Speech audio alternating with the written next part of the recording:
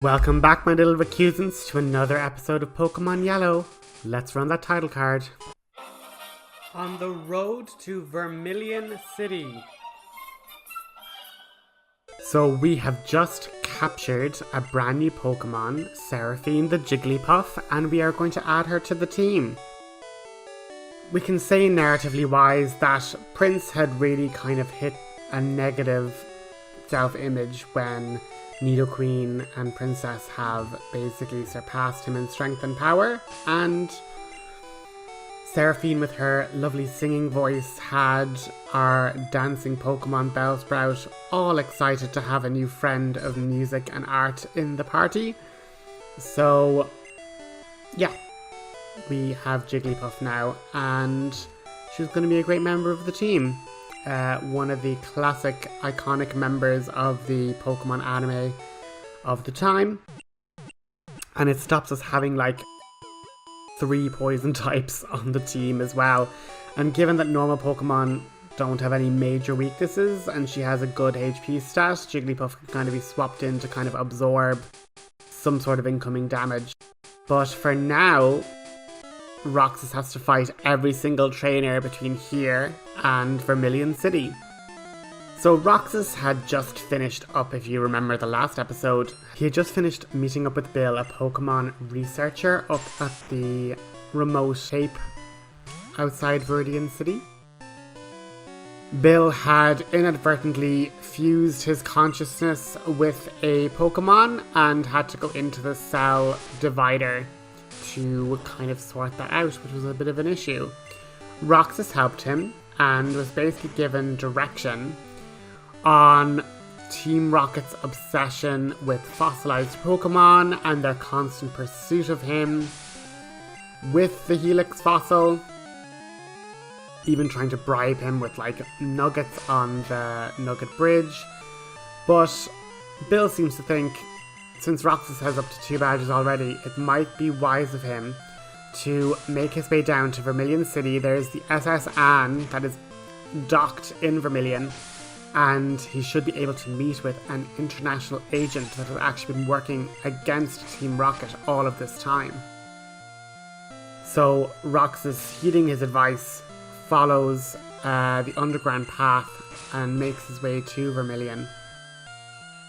But given his competitive nature, we have to fight every trainer we possibly can. And Roxas fights a bug catcher with a collection of Weedle and Caterpie, and then moves on to the nearby lake where he lets Splishy and Bellsprout have a play in the grass. This junior trainer comes over and says, "Really? You still have a Bellsprout? Here, let's show you what an evolved Pokemon can do." So he sends out a Weeping Bell, an evolution to Bellsprout. Seraphine looking over, wanting to kind of help out, but as we know, switch training is going to have to be a part of getting our Pokemon that are weak leveled up. And so Huntress dives in to protect Seraphine as she kind of wandered into the battlefield area.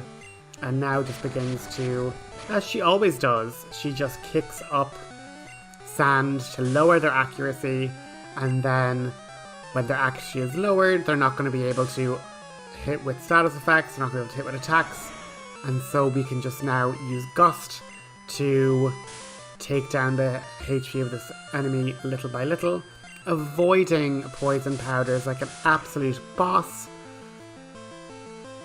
And as we know, growth can be a very, very dangerous skill. We saw in the last episode when Bellsprout versed Misty's water types that with enough growths she was nearly able to one-shot her ace Starmie.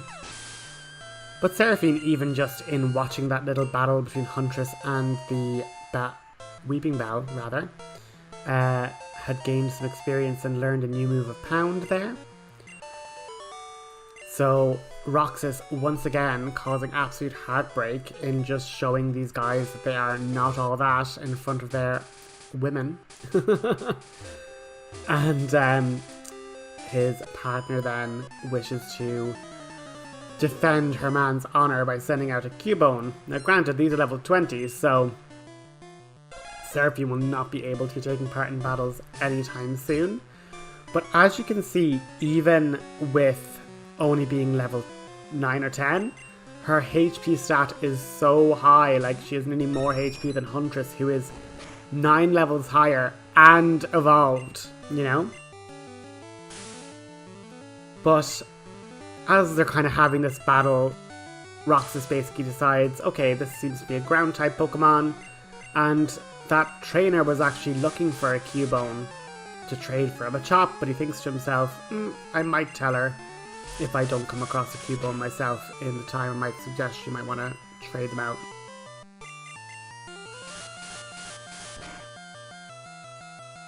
On the outskirts of Vermillion, kind of watching Splishy play in the little water, and Bellsprout kind of cheering on Huntress as she fights, as well as Seraphine singing a little song of encouragement. Huntress gains a level of experience herself, getting into the 20s already.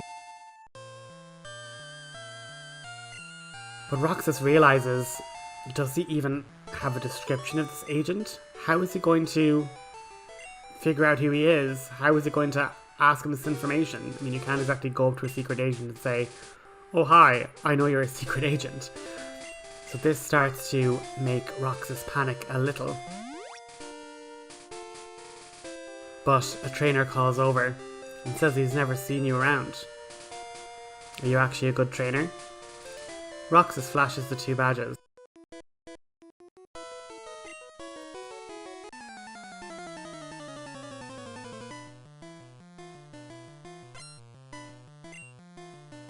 To his heart's dismay, a Butterfree comes out of the Pokeball. Huntress, almost feeling closure in this grief, bursts out of the Pokeball. She'd always been jealous of Butterfree, jealous of its psychic powers, jealous of it being able to fly and having this competitive streak against its ally, and almost hating itself for not being the bigger person, and realizing that just because you are also a flying type doesn't mean everything needs to be a competition.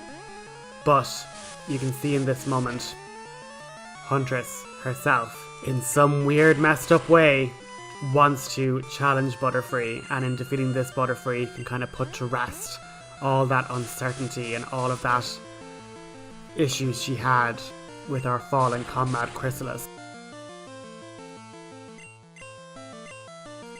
This Butterfree doesn't seem to have psychic powers in the typical sense, but instead just emits harsh supersonic rays that try and confuse, and then dusting it with poisoned powders in an attempt to weaken Huntress, both by hurting herself and being poisoned by the toxic spores.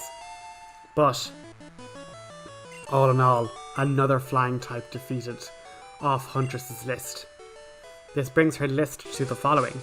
She's beaten Pidgey, Pidgeotto, Spearow, Butterfree, and we can only see what other flying types we get to challenge as our adventure continues. Cresting over the hill, he can see the Vermillion city lights shining as sunset begins to broaden over the pier.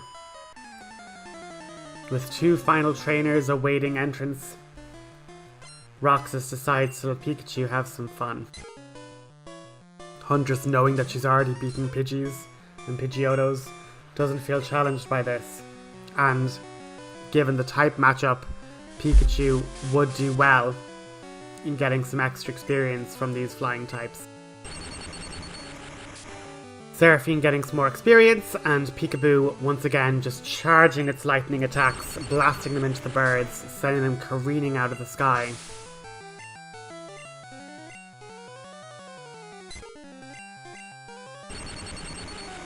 While talking to the trainer, she says that one of her friends is a bug catcher, and he's going to be heading back to the Vermillion forest to collect some more bugs tomorrow. Roxas looks confused. For all he knew, the way back to Pewter City was blocked. The hill down from Mount Moon to Cerulean seemed impassable. The girl explained that deeper into Vermillion City there was a cave that was dug by Diglett, and there was actually a direct tunnel to the outskirts of Pewter City, and by extension, Vermillion Forest. As she and he mend their Pokemon with potions and other medicines, she says that all you would really need is some sort of way of cutting down some of the more denser shrubbery, and you should be able to make your way back to Pewter City no problem, and by extension, Pallet, Vermillion. She does comment on how happy Seraphine seems to be, singing songs and dancing with Bellsprout, when another trainer crests the horizon and just says, come on, one more battle before I head to bed. I'm going to be challenging Surge tomorrow. Surge? Yeah, the electric type, but I know that my Pokemon can take any sort of electrical attack. I train my birds in storms just for this. Roxas kind of raises an eyebrow and sends Pikachu out.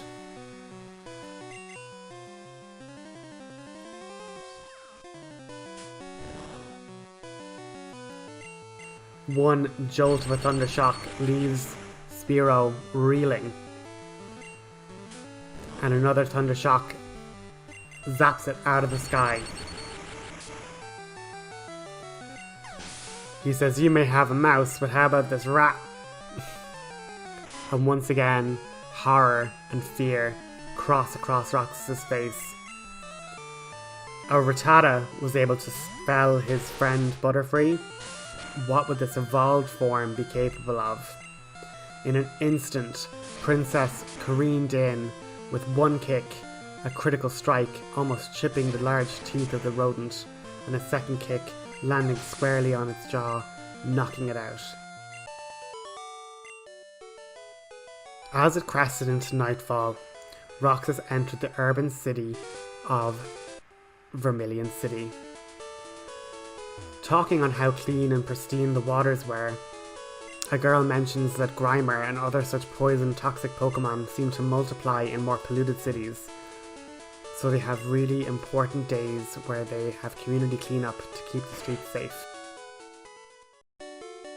While discussing with other trainers on his new Pokemon Jigglypuff, they do mention that certain Pokemon, that while you might encounter strong Pokemon in the wild, Pokemon raised by trainers are in fact stronger if you raise them from a low level to a higher level than if you just caught a Pokemon wild at a higher level of strength. Roxas sees this as a really important thing to think on, and that just because he can find stronger Pokemon later on doesn't mean that the time and effort he spent with his Pokemon training them wasn't a waste of time. Curious on the girl's words, and wanting to perhaps visit home, Roxas journeys over to Diglett's cave, asking Pikachu if she'd like to see Oak again. Pikachu jumps for joy at the decision, and journeys down to Diglett's cave to take a look. He was amazed.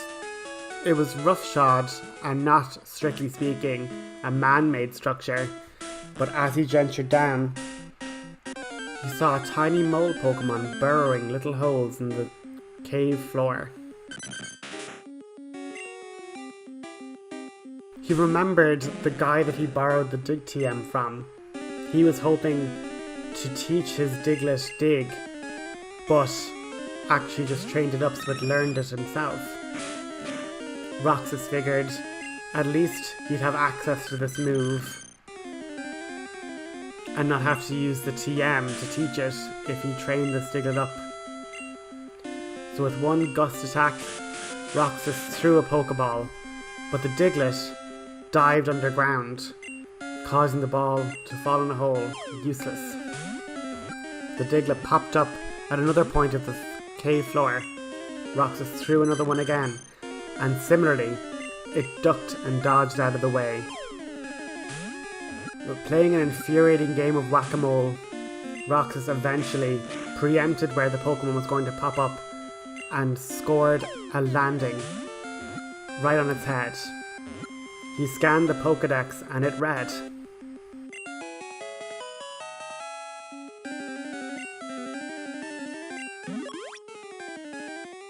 Diglett, the mole Pokémon.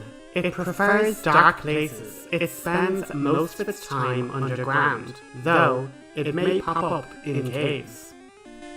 Curious on what to name it, he decided to name it after the cave that it had created. They seemed to be a mine maker?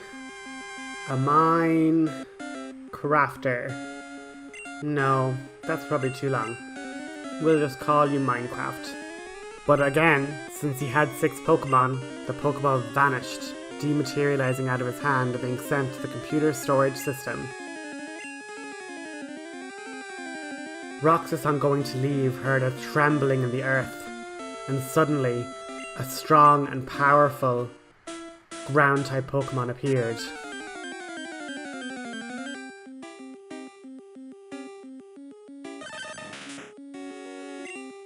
In absolute fear, he pulled Splishy aside. Oh